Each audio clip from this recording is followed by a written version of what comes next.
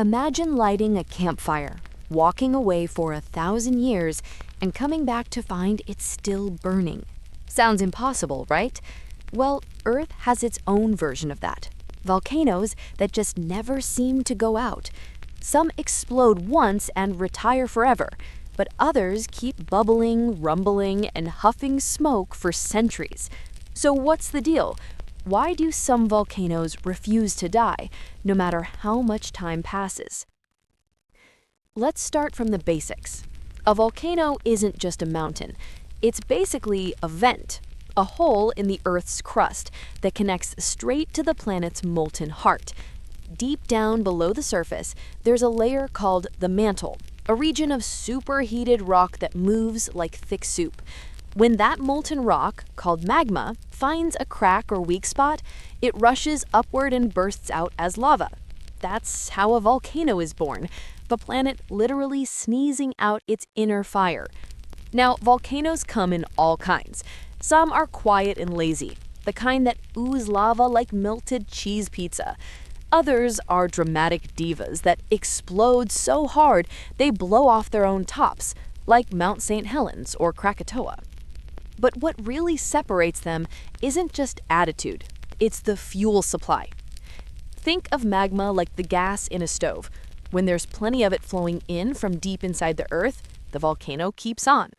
When that fuel runs out, it cools down, hardens, and eventually turns off. Simple, right? Except Earth is anything but simple. Some volcanoes sit right above hotspots, regions where heat from the planet's core constantly leaks upward, melting the rock above it. Hawaii is the perfect example. Those islands exist because of a hotspot that has been active for millions of years. As the Pacific tectonic plate slowly slides across it, new volcanoes form one after another, like a conveyor belt of fire. That's why some volcanoes in Hawaii go dormant while others nearby are still erupting. The hotspot hasn't moved, but the land above it has. Other volcanoes live along the edges of tectonic plates, the massive slabs of crust that make up Earth's surface. When one plate slides under another in a process called subduction, it melts as it sinks, producing magma. That magma rises back up, creating volcanoes. And as long as those plates keep colliding, which, by the way, they've been doing for millions of years, those volcanoes will never truly die. It's like an endless geologic soap opera. Same drama, same century. Now, let's bust one myth. Volcanoes don't die the same way fires do. When a campfire runs out of wood, it just goes out. But volcanoes are plugged into the Earth's internal plumbing system. Even if they look calm on the outside, there could be magma still moving underground. Some volcanoes can sleep for hundreds or even thousands of years, then suddenly wake up like, miss me? Vesuvius, the volcano that destroyed Pompeii, was quiet for centuries before erupting again. Dormant doesn't mean dead. It just means napping with one eye open. Here's something wild.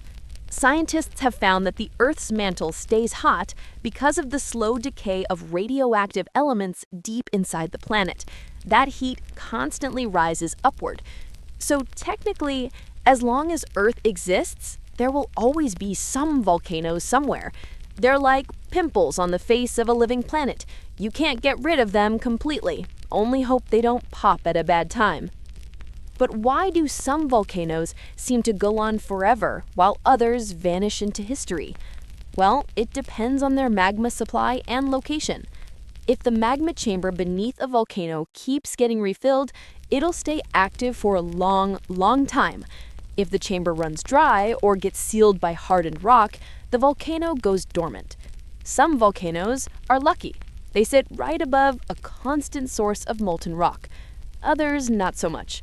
It's basically the difference between a well-fed dragon and one that's been put on a diet. And speaking of dragons, that's actually how ancient civilizations saw volcanoes. Before science had names like mantle and magma, people thought these fiery mountains were homes of gods or monsters. The Greeks believed Hephaestus, the god of fire, worked beneath Mount Etna in Sicily. The Japanese saw Mount Fuji as sacred. And in Hawaii, locals still speak of Pele, the goddess of volcanoes, whose anger causes eruptions. In a way, they weren't wrong. Volcanoes are alive, just not in the way we imagine. Now let's get geeky for a second. Why does magma even exist in the first place? Our planet is still blistering hot, about as hot as the surface of the sun because of leftover heat from when Earth first formed and from radioactive decay. That heat slowly rises upward, melting parts of the mantle. This molten rock moves upward, and when it finds a weak spot, boom, volcano. As long as the planet's interior stays hot, volcanoes will never truly vanish. In other words, Earth is still cooking. Some volcanoes, like Kilauea in Hawaii or Stromboli in Italy, are basically open vents that have been releasing lava for centuries. They're what geologists call persistently active. Others, like Yellowstone in the US, are massive supervolcanoes that only erupt every few 100,000 years. But don't worry, that doesn't mean it's overdue. Geology doesn't use calendars. It just waits patiently to ruin your vacation plans someday. Now, here's the funny part. Humans like to think we're in control. We build cities near volcanoes because the soil is rich and the view is great. Then when it erupts, we act surprised. Oh no, who could have seen that coming? Meanwhile, the volcano has been sitting there for 10,000 years, quietly muttering, "Me, I saw it coming." Volcanoes are like nature's version of that one friend who warns you they're dramatic and you still hang out with them anyway. You might think a volcano dies when it stops erupting, but even extinct volcanoes can come back under the right conditions. If magma finds a new path into old cracks, the mountain can be reborn. It's the ultimate sequel, Volcano 2: The Revenge. Geologically speaking, forever is a very long time, and the planet's got nothing but time. Volcanoes also play a crucial role in Earth's life cycle. They release gases like carbon dioxide and water vapor that help regulate the Earth's atmosphere. In fact, without ancient volcanic activity, we wouldn't even have oceans or breathable air. So the next time you see lava pouring down a slope, remember, that's not destruction. That's Earth breathing. Of course, living near a volcano isn't always poetic. Eruptions can be devastating, destroying villages, reshaping landscapes, and changing weather across the globe. But ironically, the ash that volcanoes spew eventually enriches soil, making it some of the most fertile land on Earth. So while volcanoes can end lives, they also give life. Talk about a love-hate relationship.